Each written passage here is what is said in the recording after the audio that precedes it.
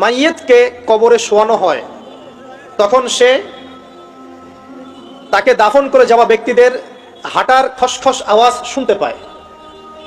এরপরে তাকে যখন শুইয়ে দেওয়া হয়, সে যদি মুমিন ব্যক্তি হয় তাহলে তার মাথার দিকে তার সলাত এসে দাঁড়িয়ে যায়। দুনিয়াতে আপনি যে নামাজগুলো পড়েছেন, আমি যে নামাজগুলো পড়ছি, এগুলো মাথার দিকে দাঁড়িয়ে যায়। ডান দিকে চলে আসে তার সওম, সওম মানে কি? রোজা। বাম দিকে চলে আসে যাকাত। তারপরে পায়ের দিকে চলে আসবে তার আত্মীয়তার সম্পর্ক রক্ষার ইবাদত, তার এই যে অন্যান্য দান সদকা, তার নফল আমল, তার তাসবিহ তাহলিল, তার কোরআন তেলাওয়াত ইত্যাদি পায়ের দিকে চলে আসবে। এখানে একটা হাদিস এসেছে, সূরাতুল মুলক যে ব্যক্তি রাতের বেলা তেলাওয়াত করবে, কোন সূরা ভাই? তাবারাকাল্লাযী বিয়াদিহিল মুলক ওয়া হুয়া আলা কুল্লি শাইইন কাদির। এই সূরা যে ব্যক্তি রাতের বেলা করে তেলাওয়াত করবে, ইনশাআল্লাহ সূরা মুলকও কবরে তার সাথে থাকবে এবং কবর আযাব থেকে সূরা মুলক তাকে বাঁচাবে ইনশাআল্লাহ।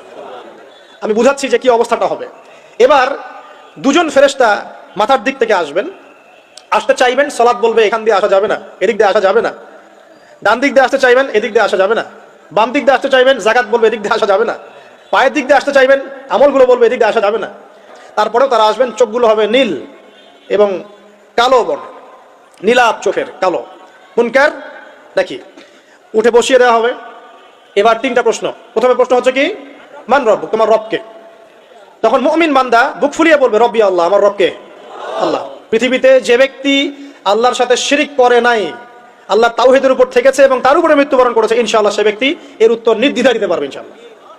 আর দুনিয়াতে যে বা যারাই আল্লাহর সাথে শিরিক করবে, আল্লাহর সাথে শিরকের পাপে লিপ্ত হবে, ওই অবস্থায় মারা যাবে, তাওহীদের উপর থাকবে না, কোশ্চিন কালেও মান রব্বুক উত্তর দিতে পারবে না। তারপরে প্রশ্ন হয়ে যাবে ভাই দিনুক, তোমার দিন কি ছিল? মুমিন বান্দা উত্তর দিবে কি? দিন ইয়ার ইসলাম, আমার দিন ছিল ইসলাম। এখানে শুনে রাখেন, পৃথিবীতে যারা ইসলামকে পরিপূর্ণরূপে পালন করবে তারাই এই উত্তর দিতে পারবে ইনশাআল্লাহ। যারা ইসলামকে ঠাট্টা বিদ্রুপের হাসি তামাশার পাত্র বানিয়েছে, মন চাইলে কিছু করি, মন চাইলে কিছু করি না, সহজগুলো একটু আমল করি, বাকি কিছুর আমল ধারি না, হ্যাঁ, নামাজ পড়ি, সুদ ছাড়তে পারি না, ঠিক আছে, বছর বছর ওমরা করি, এদিকে ঘুষ দুর্নীতি ছাড়তে পারি না, ইসলামকে ঠাট্টা তামাশার পাত্র বানিয়েছে, এরা কোশ্চিন কালে উত্তর দিতে পারবে না মা দিনুক।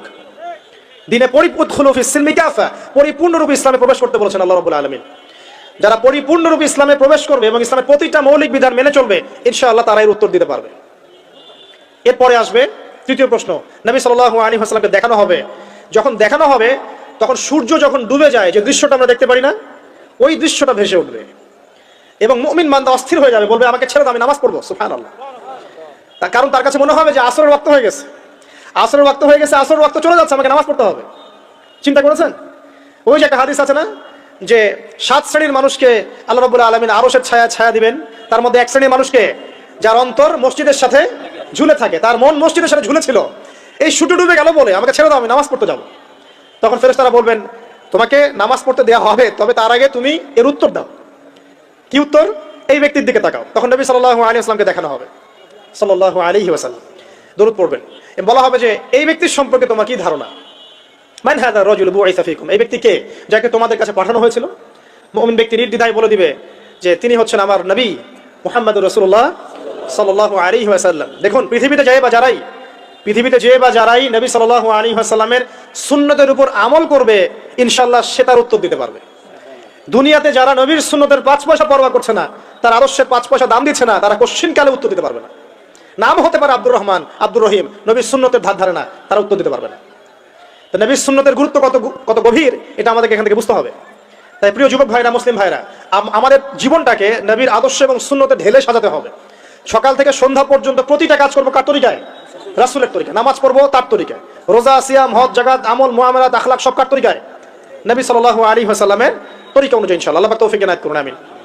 এবার ফেরেশতা দুজন জিজ্ঞাসা করবেন অবাক হয়ে যে তুমি কিভাবে এটা জানলে, তুমি কিভাবে এই 3টা প্রশ্নের উত্তর দিতে পারলে?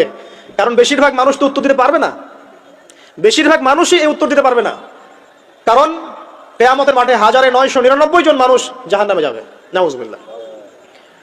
তো এটা কঠিন পরীক্ষা। আল্লাহ রাসূল সাল্লাল্লাহু আলাইহি ওয়াসাল্লাম বলেছেন যে নিশ্চয়ই তোমাদেরকে এখানে পরীক্ষায় ফেলা হবে, আর তোমরা যদি এই পরীক্ষা জেনে তোমাদের মৃতদেরকে দাফন করা থেকে বিরত না থাকতে, তাহলে আমি তোমাদেরকে শুনিয়ে দিতাম কবরে কেমন পরীক্ষা হয়। মানে যদি আমরা শুনতে পারতাম যে কবরে কেমন পরীক্ষা হয়, আমরা ভয়ে আমাদের মৃতদেরকে দাফন পর্যন্ত করতাম না। এটা নবীজি বলছেন সাল্লাল্লাহু আলাইহি ওয়াসাল্লাম। তাকে জিজ্ঞাসা করা হবে যে তুমি কিভাবে জানলে এটা? বেশিরভাগ মানুষ তো পারে না উত্তর দিতে।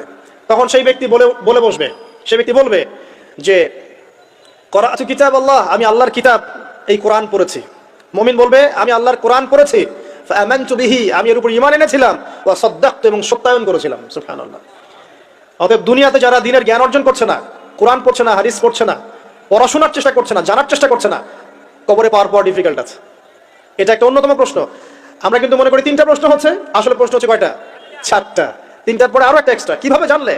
তখন উত্তর দিচ্ছে আমি আল্লাহর কিতাব পড়েছি, ঈমান এনেছি, সত্যায়ন করেছি। সুবহানাল্লাহ। নবী সাল্লাল্লাহু আলাইহি ওয়াসাল্লাম হাদিসের পরের অংশে বলছেন যে যখন কাফের বান্দাকে উঠানো হবে, তখন ডানেও কিছু নাই, বামেও কিছু নাই, সামনে পিছনে কিছু নাই। মাথার দিক থেকে ফেরেশতারা চলে আসবেন, উঠিয়ে বসানো হবে, প্রশ্ন করা হবে কে তোমার রব? একটাই উত্তর, লা আদরি, আমি জানি না। নাউযুবিল্লাহ। কি তোমার দিন? লা আদরি, আমি জানি না। এই যে আল্লাহর তো খবর নাই, আল্লাহ পাকের বিধান মেনে চলার কোনো খবরই নাই, পরোয়াই নাই। সে জানবে কিভাবে ইসলাম কি জিনিস? সে জানবে কিভাবে আল্লাহ কি জিনিস? ও তো আল্লাহকে চিনেই না। দিব্যি বলে বেড়াচ্ছে মহাবিশ্ব সৃষ্টি হয়েছে বিগ ব্যাং থেকে, আল্লাহ বলে কেউ নাই। মানুষ সৃষ্টি হয়েছে বান্দর থেকে। নাউযুবিল্লাহ। ওই যে ডারউইনের মতবাদ, কি থিওরি অফ এভলিউশন নাকি? হ্যাঁ, তাই তো মনে হয়। অনেকদিন আগে পড়ছি ভাই, ভুলে গেছি এগুলো। যাই হোক, মানুষ তো আল্লাহকে চিনছে না। এখনো মানুষ মনে করছে যে আল্লাহ বলতে কেউ নাই, এবং এই মুক্ত চিন্তার নামে, বাক স্বাধীনতার নামে নাস্তিকতার যে চর্চাটা বেড়েছে বাংলায়, এটা আশঙ্কাজনক। বড় বড় বিশ্ববিদ্যালয় থেকে পড়ে আসছে, অনেক সময় দেখলাম বড় বিশ্ববিদ্যালয়ের প্রফেসর, সে বলছে যে মহাবিশ্ব বিগ ব্যাং দিয়ে সৃষ্টি হয়েছে, সৃষ্টিকর্তা নাই এখানে কোনো। তো মুসলিম বিজ্ঞানীর একটা কথা বলতেন যে মানুষ বিজ্ঞান সম্পর্কে অল্প জানলে নাস্তিক হয়ে যায়, আর অনেক গভীর জ্ঞান অর্জন করলে আল্লাহর কাছে আত্মসমর্পণ করে। খেয়াল করে দেখবেন, ডক্টর, ইঞ্জিনিয়ার যারা বড় বড় লেভেলে চলে গেছেন, অনেক সিনিয়র, তারা কিন্তু বেশিরভাগ নামাজি দেখবেন, নামাজ পড়ে, দান সৎকার করে, সমাজ কল্যাণমূলক কাজ করে। তারা কিন্তু রোগীর সেবা করতে গেলেও বলে যে নামাজ পড়িয়েন, রোজা রাখিয়েন, তারা কিন্তু বলে। অনেক ডক্টর আমি দেখেছি এমন, যারা যত বেশি গবেষণা করে তারা তত বেশি আস্তিক হয়ে যায়। আর টুটাফাটা গবেষণা করলে নাস্তিক হয়ে যাবেন।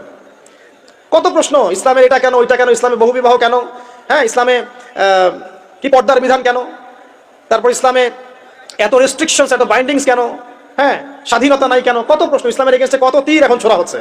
তো এই ব্যক্তি কেমন করে উত্তর দিবে যে মাহাদিনুক, তোমার দিন কি? আল্লাহর দিকে কত প্রশ্ন ছোড়া হচ্ছে, কত শিরকের পাপ আমরা করছি, অনেক সময় মুসলিম হয়েও শিরকের পাপ করছি। কিভাবে উত্তর দিবে মান রব্বুক? 3 নাম্বার প্রশ্ন যখন করা হবে এই ব্যক্তিকে, দেখো দেখি, সে বলবে যে আমি জানি না এই ব্যক্তিকে, তবে শুনেছিলাম, মানুষের মুখে শুনেছিলাম, মানুষ যা বলতো আমি তাই বলতাম।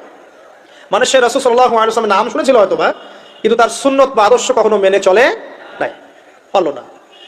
এবার জান্নাতি ব্যক্তি হলে কি হতো? ওই যে সূর্য ডুবছিল যেখানে, তার দৃষ্টির সীমা পর্যন্ত কবরকে প্রশস্ত করে দেওয়া হতো, এবং জান্নাতের একটা দরজা তার কবরে খুলে দেওয়া হতো। এটা কিভাবে করা হবে সেটা আল্লাহ পাক জানেন, এটার ব্যাখ্যা করার জ্ঞান আল্লাহ আমাদেরকে দেন নাই। যেই মানুষের ক্ষুদ্র জ্ঞানে মানুষ ব্যাকটেরিয়া ভাইরাস নিয়ে গবেষণা করতে হিমশিম খেয়ে যায়, সে মহাবিশ্বের স্রষ্টা নিয়ে কিভাবে গবেষণা করবে? আল্লাহ পাকের অসীম জ্ঞানের সামনে আমার জ্ঞান কি? খুবই ক্ষুদ্র। হাদিস এসেছে বুখারী শরীফের মধ্যে যে একটা মহাসমুদ্রের মধ্যে যদি একটা পাখি 1 ফোঁটা পানি উঠিয়ে নিয়ে যায়, ওই 1 ফোঁটা পানি হচ্ছে মহাবিশ্বের জ্ঞান, আর বাকি পুরো মহাসাগর হচ্ছে আল্লাহ পাকের জ্ঞান। তো আমরা এই ক্ষুদ্র জ্ঞানের মানুষ হয়ে আল্লাহর জ্ঞানকে কেমন করে পেনিট্রেট করতে পারি? তো আল্লাহ পাক জান্নাতের দরজাগুলো খুলে দিবেন, একটা দরজা খুলে দিবেন, সেখান থেকে বাতাস আসবে, সে জান্নাতের নাজ নেয়ামত উপভোগ করতে থাকবে, এবং তার রূহটাকে সবুজ রঙের পাখির আকৃতিতে জান্নাতে রেখে দেওয়া হবে। ইল্লিন মানে ওখানে জান্নাতের নিয়ামত সে পাবে। এটাকে বলা হয় দারুল বারজাখ বা বারজাখের জীবন। পাপী ব্যক্তি হলে জাহান্নামের দরজা খুলে দেওয়া হবে, আর জাহান্নামের সে আযাব ভোগ করতে থাকবে, এবং পুণ্যবান ব্যক্তি হলে জান্নাতের দরজা খুলে দেওয়া হবে, এবং এর নাজ নিয়ামত সে ভোগ করতে থাকবে।